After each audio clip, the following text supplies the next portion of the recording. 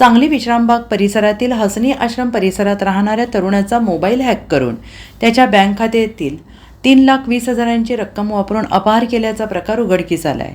सदर फसवणुकीची घटना गुरुवार दिनांक 17 जुलै ते 19 जुलै या कालावधीत घडलेली आहे। या प्रकरणी लक्ष्मण मारुती सरगर वय वर्ष 30 राहणार सांगली याने विश्रामबाग पोलीस ठाण्यात फिर्याद दिली आहे। याबाबत अधिक माहिती अशी की फिर्यादी लक्ष्मण सरगर हा आपल्या कुटुंबियांसह विश्रामबाग परिसरात हसनी आश्रम परिसरात असणाऱ्या एका अपार्टमेंटमध्ये राहतो।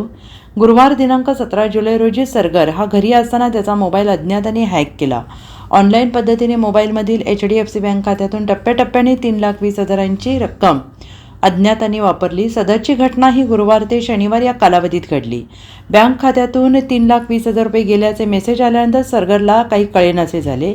त्यानंतर तातडीनं विश्रामबाग पोलीस ठाण्यात फिर्याद दिली। त्याच्या फिर्यादीवरून पोलिसांनी अज्ञात व्यक्तीविरोधात गुन्हा दाखल केला आहे।